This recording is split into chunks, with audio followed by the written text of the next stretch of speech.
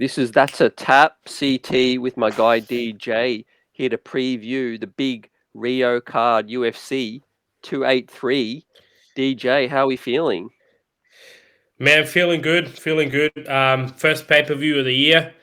Nothing better than breaking it down with my man CT. You know, we're finally here. Everything was going on backstage, so we're finally here. We're able to bring this on, and we had some technical challenges, but you Mm, know what? We always we break through all of them because we want to bring you the content. yep, definitely, man. And let's start with the top, right?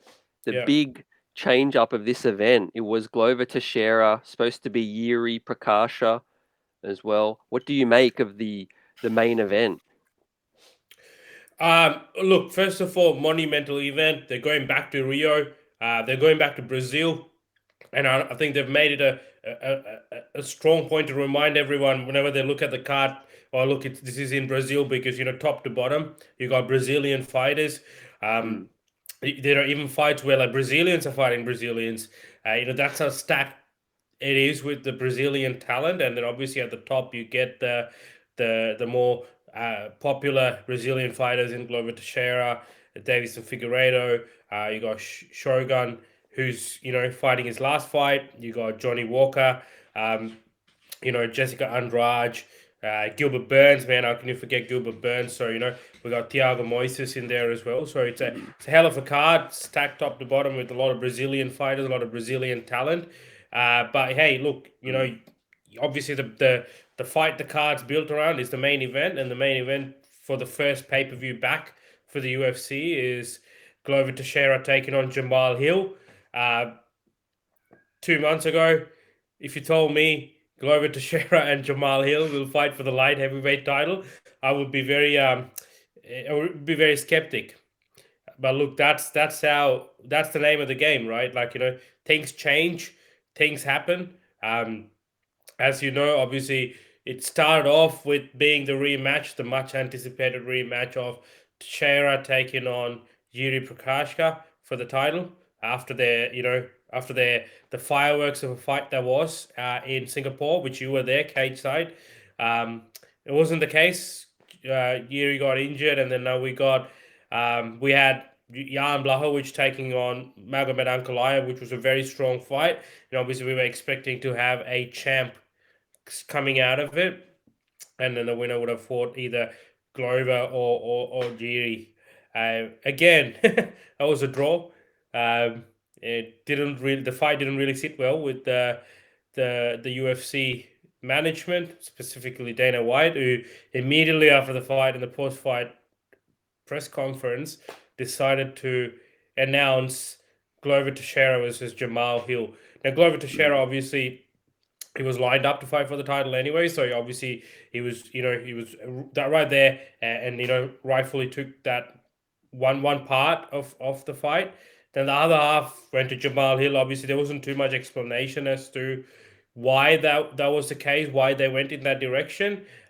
Clearly, obviously, we were speaking about the Rio card needing to be bulked up a little bit, that needing that one big fight, and I reckon they saw that opportunity. Okay, we're getting Glover Teixeira. Who's willing to fight Glover Teixeira for that title? They clearly didn't want Jan Blachowicz or Magomed Ankalaev to fight for it again. Again, the turnaround would have been too quick as well. yep. Jiri is out of the question. I'm not entirely sure what's going on with Rakic. Rakic's been off the scene for a while after that injury when he fought Jan Blachowicz. But I guess the next person who was. Let's not forget, Jamal Hill was lined up to fight Anthony Smith, right? Mm, So yeah, look, Anthony Smith obviously coming off a loss um, to Magomed Ankalaev. So I reckon if they had gone with the title, and if he were to win the title, it would have been a little bit of a question mark over the legitimacy. I guess with Ankalaev obviously still there, and not being the champ and having beaten someone who's holding the belt. Having said, look, man, either way, we're here. We know Jamal Hill is an exciting fighter. He always brings the heat. He's got a lot of heart. He's all about the grind. We've seen it in his fights, either the flashy knockouts or grinding out tough situations and getting through them tough rounds to get the desired result. We saw that in the Thiago Santos fight where he had to dig deep, which he did, and then came out victorious. We saw the knockout of Johnny Walker, which is still one of the craziest knockouts. People still talk about it. He knocked out our very own Jimmy Crute. Obviously, Mm. we don't like to talk about it, but yeah, look, so he's got some impressive wins. Um, He's got his own win streak going. The last person he lost to was Paul Craig, who coincidentally is opening the main card against Johnny Walker, but he did have a freak injury where he popped his arm out, right? So that was, sort of, and then resulted in a submission. Um, Good fight. I mean, I can see this. Take out the fact that it's for a championship, just as a fight, it's a great fight. And man, look, I'm expecting it to be filled with action. I mean, we gotta give credit to Glover, right? In the recent past, he's taken part in some really exciting fights, right? You gotta remember when he fought Thiago Santos, right? He got through that. Remember when he fought Anthony Smith? Anthony Mm. Smith was blitzing through him in the first round, and then we all know what happened, right? Like, I mean, Anthony Smith had to visit the dentist. So Glover's strong, man, and Glover's not. He's still got it in him. I think we've got to stop writing him off and say, oh, he's on the older side. Anything could happen, but man, like he stood toe to toe with Yuri Prokashka. He was winning that fight until that decision to uh, you know jump for the guillotine and then obviously cost him the fight. Hey, he beat Jan Blachowicz. He's been some tough contenders, and I think you know he's going in with a really good chance. What do you think? Yeah, like you said, you can never count him out, DJ. Just brings that veteran experience, toughness. With that Yeah, said, it's been a blessing, I think, for him that there's been a longer layoff. That Singapore yeah, fight was brutal. It was 5 rounds, it was. and Yeah, yeah, a short turnaround might have been bad for Glover, but yeah, I feel like this could be a bad matchup still. With I agree. yeah, with this situation now, Jamal Sweet Dreams Hill, like he's Yeah, in form. He's very much going to give him all that he can handle. yeah, man, 100% agree. Spot on. I think it's going to be a lot tougher fight than everyone thinks. Uh, Look, Jamal Hill may not have climbed the ranks progressively to get to the title. But he's got his, like I said, he's got his own win streak going. He's beaten some top tough contenders. I think his last fight with Thiago Santos, as I said, was very telling of his mentality, telling of his desire to win, to dig deep, to show heart, and then that's what we got like in the last fight. So if anyone's expecting it to be like a quick submission on Glover's end, I feel they're mistaken because I feel like it's going to be a very competitive fight. Um, I think, look, man, this is what he wanted. He's got that opportunity right in front of him. Jamal Hill, that is to lay hands and claim gold, right? So I think it's Mhm. going to be an exciting fight. It's going to be fireworks. I'm going to give the edge to Glover though, purely because of the experience and also home crowd. Yeah. This entire week and even leading up to this card, he's been speaking very highly of how much it means to fight at home and to be able to raise the belt there. It's again like sort of I think he's ticking some boxes off as his career is winding down. I think becoming the champion, exciting fight of the year. And I think one more probably would be to raise that belt in home soil. Um, Having said that, it brings its own set of pressure fighting in front of your own crowd because you're the favorite. You carry that pressure with you as well. Man, look, I'm gonna give the slight edge to Glover on this fight. What about you? Yeah, I would have to agree. I think the home crowd, all of that, um, but not by much. I think Yeah, I think this is a very, very even matchup. It could go either way. Um, yeah, I wouldn't be surprised if it's over early. I wouldn't be surprised if it goes the distance. Yeah. with that said, I think give the slight edge to Glover because Yeah. again, he's battle tested. He's been in Yeah. that championship fight Yeah. before. Yeah. And the caliber of opponents that he's fought, he's fought like all the Yeah, top contenders. He fought Anthony Smith when Anthony Smith was back on the rise. He was resurging, and then he fought Thiago Santos when he was also coming up. I think he just lost to John Jones, and then he came back, if I'm correct. And then mm, he obviously fought Yuri. That was a great, amazing fight. He beat Jan, so I think look, you're right. He's got that championship experience as well. So yeah, yeah, slight edge though, but I wouldn't be surprised if it goes the other way. yeah, exactly. Do you think there's a Yeah, particular edge or advantage that either one might be able to apply? but look, usually, just looking at it from afar, one would be inclined to say Glover probably stronger on the ground, and obviously Jamal Hill's very crisp in the striking department. But having said that, I mean, seeing Glover recently in terms of striking is definitely improved. I still give the edge to Jamal Hill on the striking department, but obviously if you compare that to the grappling pedigree, I feel Glover's grappling is miles ahead.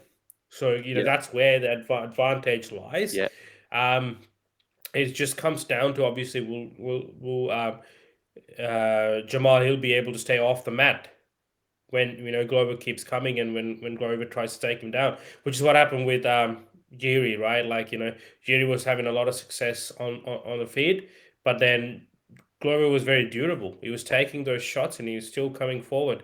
And then when the opportunity presented itself, he just went down, took him down. And then it was like a lot of heavy ground and a lot of controlling on the ground. And mm, would Jamal Hill be able to endure the same?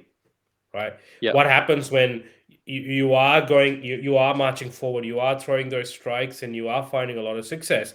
But what if your opponent is not going down? They're still coming forward. At some point, you gas out. There's only as much strikes or as much you can stand and strike before the cardio starts to question itself. So yeah, it's a it all comes down to obviously who can implement their game plan better. I'm sure Jamal Hill and in his team would be thinking about we avoid those takedowns, we stuff those takedowns, and we keep the fight standing, right? But how mm, will they manage their energy efficiently? That all of that comes into play, and this is where what you spoke about before plays a big part: the championship experience. Because when you've been in championship fights, and when you've had to dig deep, and you know what I mean, like Glover's done that yeah, a lot more.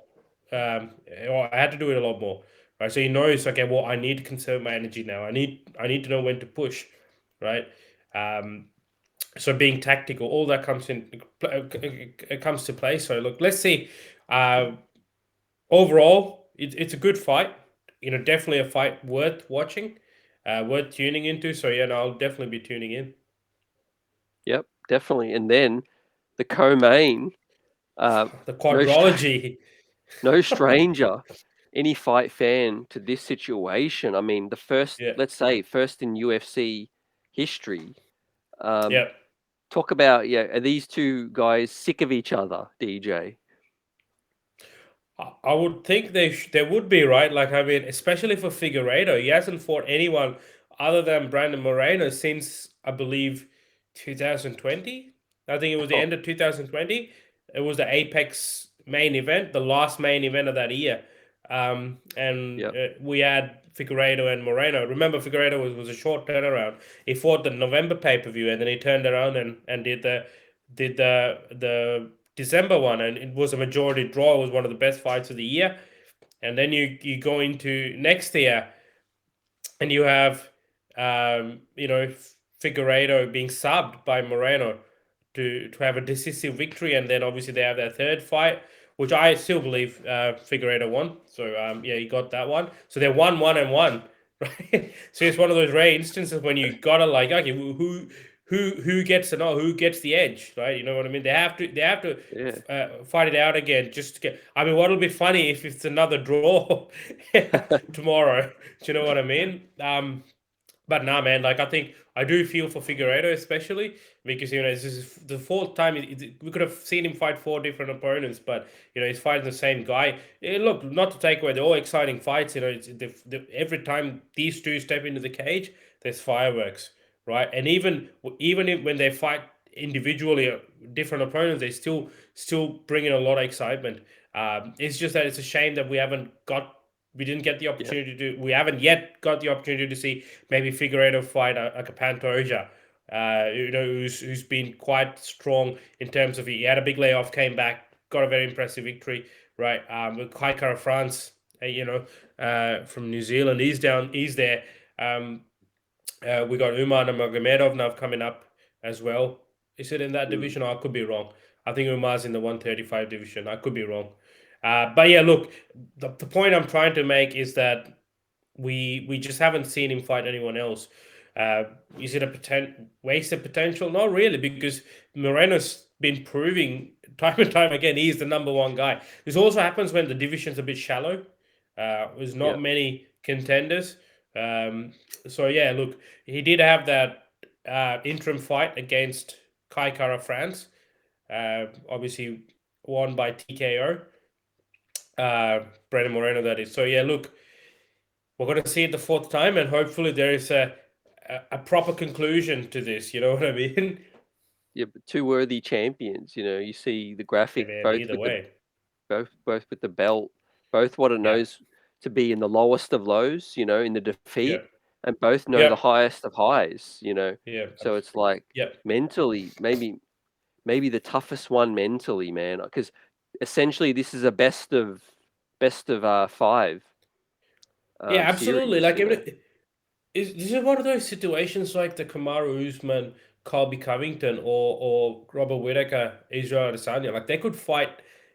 Let's just say we have a decisive end to it tomorrow, but they could fight again, Mm, and the result could be completely different. It's just that the two equally good, like very talented fighters, uh, in that division, and they just both have the skill set to beat each other. That's what it is, right? I mean, I think Brandon Moreno's story is quite it's a heartwarming story in terms of sort of how he was cut. It was like a comeback story, which obviously yeah, gets a lot of people, more gravitate towards him. Everyone likes a good comeback story where you've been like cut, you've been pushed out, and then you come back and you become the champion.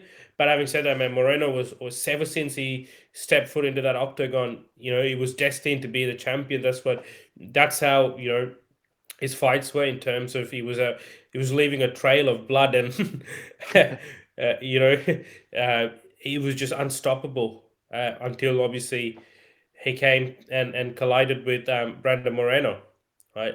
I remember the yeah, first fight when it was announced at Brandon Moreno, because he happened to be in the November card too. That was also a quick turnaround, because uh, Brandon Moreno subbed Brandon Royval, and then uh, Figueiredo beat, I believe it's Alex Perez. Yes. And then they both turned around, and I was thinking, oh man, Figueiredo's going to just stomp through this guy. This guy looks like a kid. You know what I mean? Moreno, that is. And man, I was so wrong. Saw the fight. I just couldn't, I didn't even want to step away to get a drink. That's how exciting the fight was. I just, round out around, and then you just weren't able to figure out. Let's not also forget, I think in the third round, a point was taken off of Figueiredo, right? yeah, Now, yeah. if you go by statistics, then if that point wasn't taken off, it was for a low blow, I believe. He was warned, and then he repeated the mistake again. Now, if that point wasn't taken, Figueiredo would have been the champ. He would have won Yeah, that yeah, fight, right? And then you would say they would have still done the rematch, right? And then obviously we know how the second fight went. And and the third fight, that would have been it, because we would have had a decisive end. Because of that draw is what's giving us this fourth fight. Exciting fight, but also sort of robbed us of the opportunity of seeing other matchups in that division, right? And also, obviously, Figueiredo's talking about moving up to 135, which is an exciting move too. Figueiredo's not young. Remember that as well, right? And Yeah. he's not on the younger end of the spectrum, right? So those weight cuts are going to be harder and harder. Right? So he'll probably look at that 135, and it'll be an exciting jump, I'd reckon. I think the only thing is the only sort of the only thing that's stopping him at the moment is that if it is Henry Cejudo, he said that he wouldn't go up. So I reckon Yeah. once this quadrology ends, I feel like regardless of the outcome, we might see Figueiredo move up to 135. We might look. He might just be like, you know what? No, I'll stay. I'm the champ. I've fought this guy 4 times now, or let me fight someone else. Let me defend my belt against someone else. So there's that as well. But especially, what happens if he loses? You know what I mean? Because if he Mm. loses, he's looking at fighting another contender. Okay, we say you beat that contender, which most likely is the case given how dominant he has been with the other opponents, right? Then what? You're gonna fight Brandon Moreno again because he's holding the belt. Do you know what I mean? I sort of kind of puts him in a tough spot. So I would see that move to 135 happening then. If Yeah. not, even if he wins, double champ, same thing. What Volkanovski is doing, just say, okay, well, if Cejudo is not the champ, we could see him say, look, I'm calling for that belt, 135. Let's go, champ versus champ, right? Mm. So yeah, there's a few Yeah. few options there, but let's do predictions, man. Who do you think's gonna take it? Who's gonna get the Oh, bragging rights? I was going to ask you first, but now that you Ooh, put me on the spot, definitely think I'm leaning towards Figueiredo now. yes, I'm leaning towards Figueiredo again. yeah, I think the crowd's going to obviously be a big factor yeah. with this thing. I think obviously I feel over the last 3 fights, he's he's probably had the most chance, and I think that the time's right. Have you seen the condition? Have you seen the Ooh. physique he Man, was that in the guy's a other day? specimen. You could count every muscle in his body. You know what I mean? Like, I don't think he has a Oh layer of skin. It's just like a thin yeah, layer. My looks like it's gosh. painted Yeah. on. You know, Yep. I had to Absolutely. had to squint. But who have you got in this big co-main? Man, I actually am going to say Figueredo as well. Right. I just feel like again that home crowd. Because remember, every time he fought, or the first time was in the Apex, right? So no fans and was in the middle of the pandemic. Second time he fought, was it in Jacksonville? Or Yeah, was it so Houston? I feel like it was Houston Houston because possibly. there was Yeah, a big Mexican community in that arena. yeah, Obviously, there was a lot of cheering for Moreno. So kind of felt like it was a home advantage for him. yeah, Figueredo felt like it was in enemy territory. Again, I think the third one was also in the United States, and a lot of people had were a lot more a bigger fan of Moreno than Figueredo. So again, sort of a lot more cheering, a loud pop for Moreno. But this time we're gonna have Figueiredo in his own ground or hometown, right? So I feel like maybe that's gonna contribute positively, given he hasn't had that previously. But having also the fact that I think he seems determined to sort of put an end to this yeah, and move on with to another chapter. So I'm gonna give the very slightest edge, right? yeah, I mean, you don't have a quadrology for no reason, right? The reason we're here is because they're both equally good and can beat each other any day of the week. yeah, I'm just giving the edge based on just my gut feel. But yeah, I'm gonna go with yeah, Figueredo, but I would not be surprised one bit. Don't think I'm repeating the same thing for both the fights, but yeah, I wouldn't be surprised, especially for this fight, if it goes the other way. yeah. It's definitely just more execution. We know both Yeah, fighters are capable. Like you hit yeah, on, man. You hit the fourth one. It will just come down to who executes better this yeah, time. yeah, And absolutely. Yep. the third fight, DJ, another Brazilian favorite, Gilbert Durinho Burns versus Neil Magny. What do you see in this matchup? Man, Gilbert Burns always, I think, other than that Wonder Boy fight, every time he comes in with, he Oh, brings the heat. Always exciting. Arguably one of the fights of the year against Hamzat Chimaev. Close decision loss yeah. to Hamzat as well. Uh, got a actually one of those very very rare instances when you pick up momentum even after a loss because of the nature of that fight and how Gilbert Burns sort of handled himself in the fight. Um, Extremely exciting fight. I think Gilbert Burns unfortunately has found himself in a tough spot because he fought Hamzat and ideally would have wanted to fight someone ranked higher.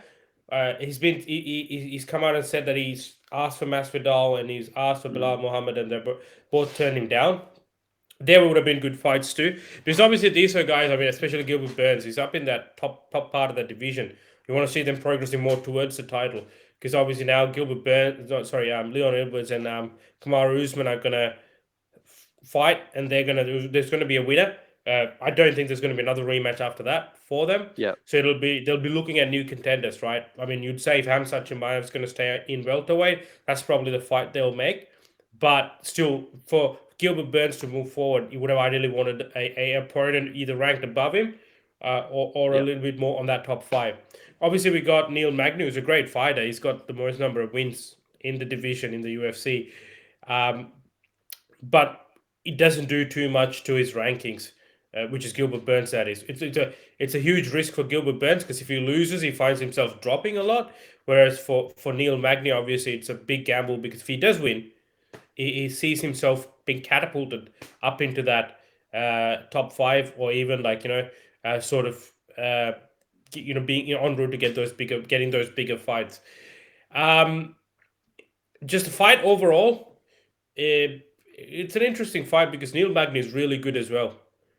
Neil Magny is good with he's good with range management. He understands his attributes well.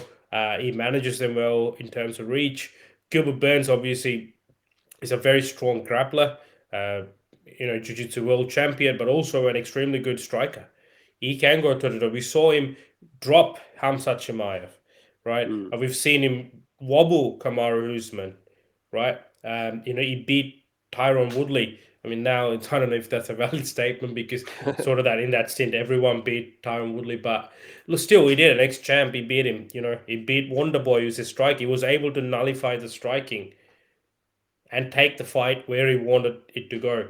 I think they Neil Magny is extremely well conditioned.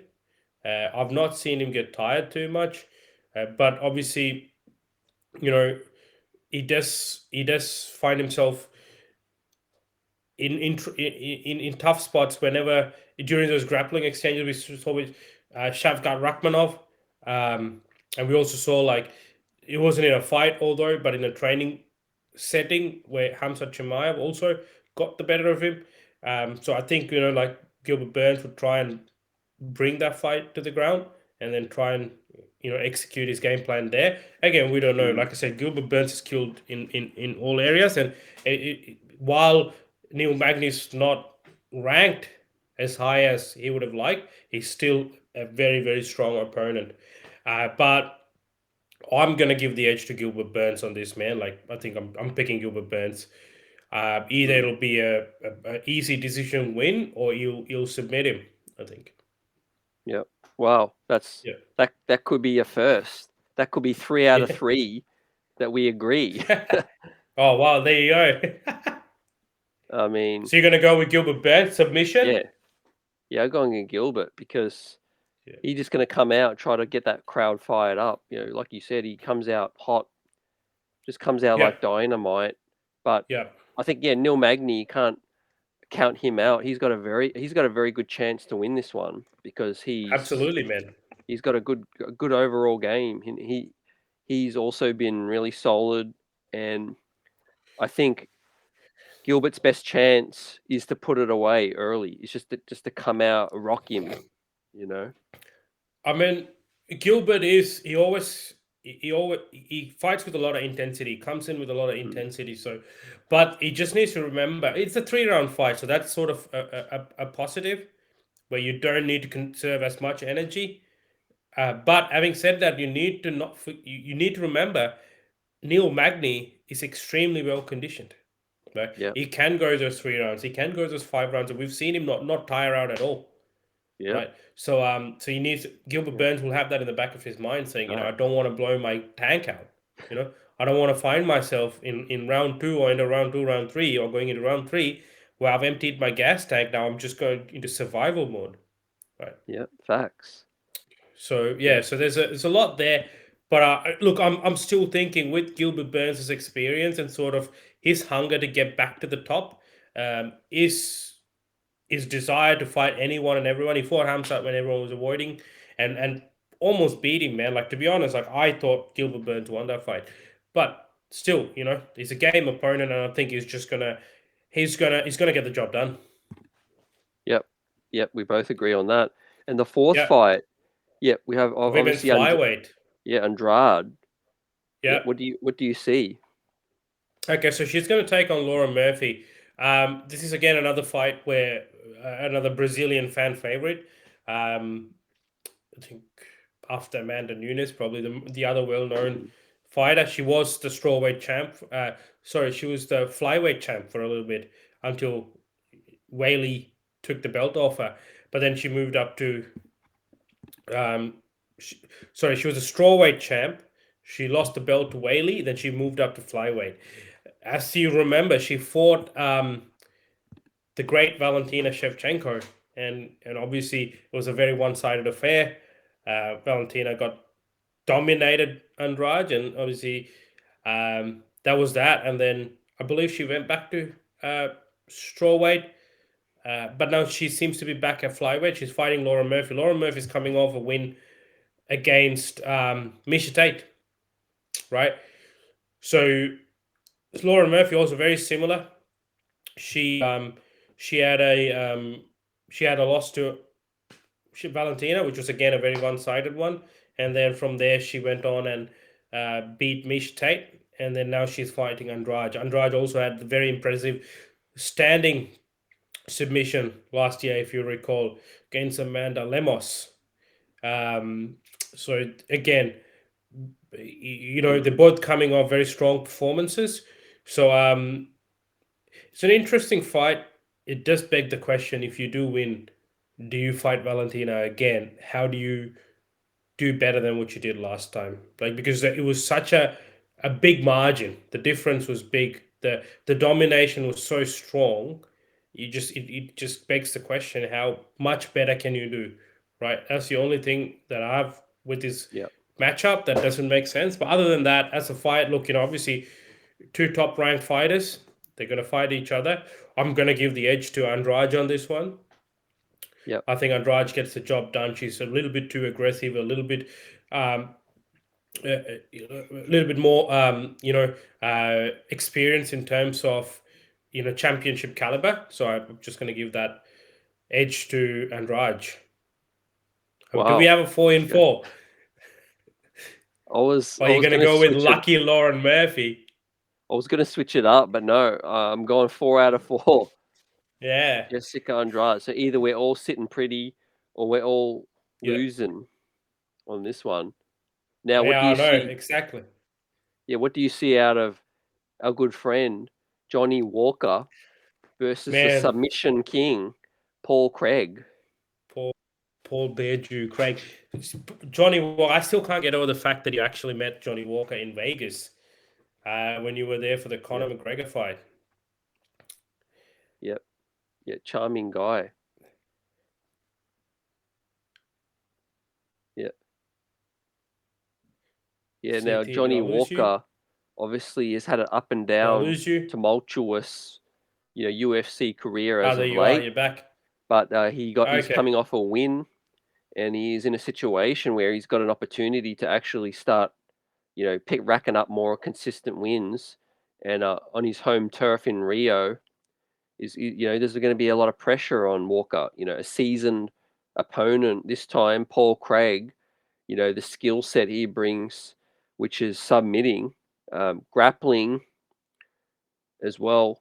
And Johnny Walker's, best talent is his athleticism, but his striking. For the most part, Johnny Walker is definitely going to have his hands full with this one. Really looking forward to this fight, man. With this one, it's going to be insane. With Johnny Walker going up against Paul Craig, right? He's going to have a big challenge, DJ. With that said, Johnny Walker, Paul Craig, who have you got? Yeah, as DJ gets his fired up for this one. Yeah, it's going to be a back and forth affair, 3 rounds. I'm probably going to give the slight edge at the moment to Paul Craig. For me, he's just been more consistent as of the last 4 or 5 fights. Johnny Walker's in a situation where he's been up and down. And I really feel like he's going to be the biggest, toughest opponent as of late. Johnny Walker and Paul Craig. DJ, you with us? Yes, yes. Yeah, man, I agree. It's been an up and down part for Johnny Walker since they lost to Corey Anderson. Up until Mm, then, he was touted to be the one to be, you give a tough matchup to John Jones and all this kind of stuff. And then obviously he loses to Corey Anderson, and then things start taking a bit of a turn. Obviously, he had that devastating KO loss to Jamahal Hill. mm, Was fighting for the title at the moment, and then he just his most recent fight against Ion Kutelaba, he got a submission win, which was actually a very impressive win. And now he's going to fight Paul Craig. Paul Craig's a tough outing, man. Like he's very good. He's very good at finding himself, yep, finding ways to win from the toughest of situations. We've seen yep, that. We've seen him like down and out. And if there ever was like a person who's consistently a comeback fighter, that's Paul Craig, right? So it's going yep. to be a tough matchup for Johnny Walker. I'm pretty sure he's carrying a lot of pressure on his shoulders, fighting in his home ground, on soil, right? Look, man, it's a tough one. I know Johnny Walker's your boy, but Oh, I'm actually gonna I'm actually gonna go with Paul Craig on this one. I think he's going to pull yeah, the submission. I think Johnny Walker's a bit too reckless and he leaves a lot of openings, which Paul Craig's going to capitalize on. And he's going to implement his game plan, and he's just going to get that submission. I see that happening, man. Like, unfortunately. But hey, look, Johnny Walker could prove me wrong and knock Paul Craig out. Johnny Walker's an aggressive fighter, but I'm just going to stick with yeah. Paul Craig on this one. One thing's for sure. I think this is going to be one of the most exciting fights Yeah, on the card, yeah, man. And I actually agree yeah, with you. I was saying when you dropped out and you came back that this is going to be one of the toughest matchups for Walker. yeah, Paul Craig, yeah, like absolutely. like you also spelled out, yeah, he does get a bit reckless, and I think Yeah. Craig's going to capitalize. I also predict Craig in this Craig, one. 5 for 5 on the main card, man. Yeah, Is that a record? Is that the first time yeah. you've done that?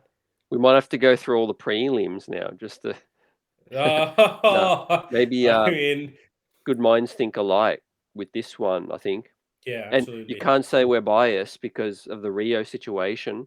There's going to Yeah, couple of guys, that are the visitors that are gonna. yeah.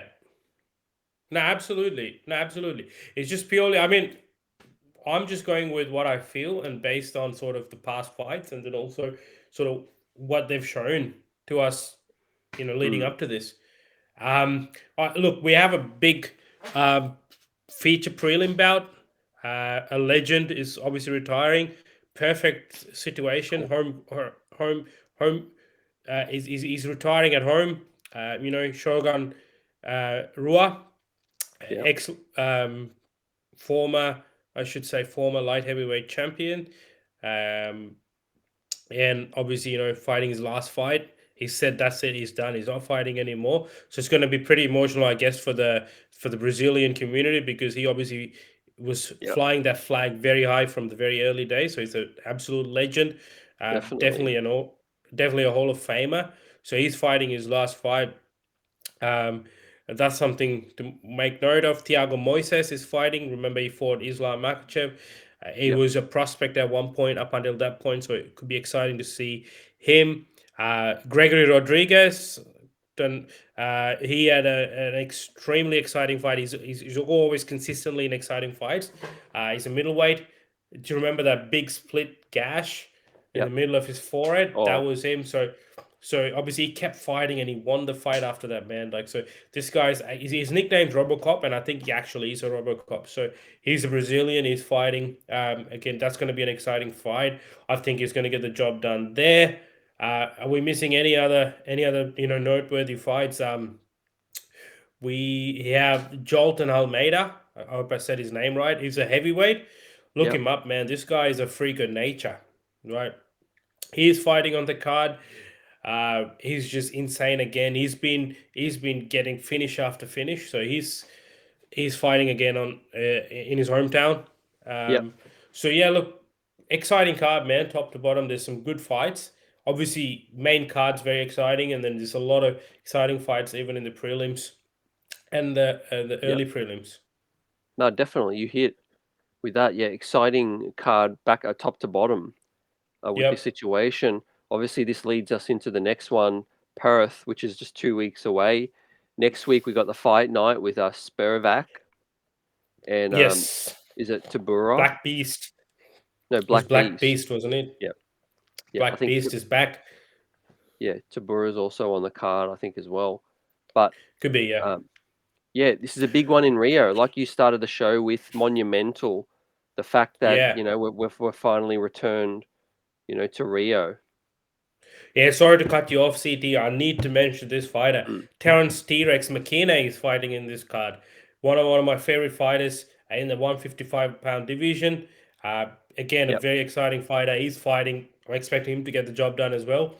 So yeah, definitely want to Against mention that's that. in the early prelims against Early prelims, absolutely.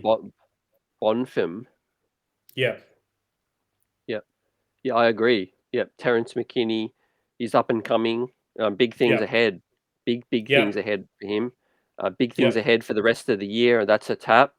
And is there anything else you'd like to say before we do our recap of this one? Nothing else, man. Looking forward to Rio. Looking Mm. forward to a very colorful event tomorrow, and then obviously Yep. we'll reconvene and we'll give our recap. So we'll, as you said, like it's always been a pleasure breaking these down with you, CT. Yeah, likewise, everyone out there watching, salute to you. Like and subscribe, comment your thoughts on this big card in Rio 283. We're going to be all over it, as well as 284. And plenty of boxing news. Will be another episode drop soon to talk about the latest going on with the boxing news. But for Absolutely. us, for CT and DJ, on this episode of That's a Wrap, Until the next episode of That's a Tap. Catch you later, guys. yep. See you next one.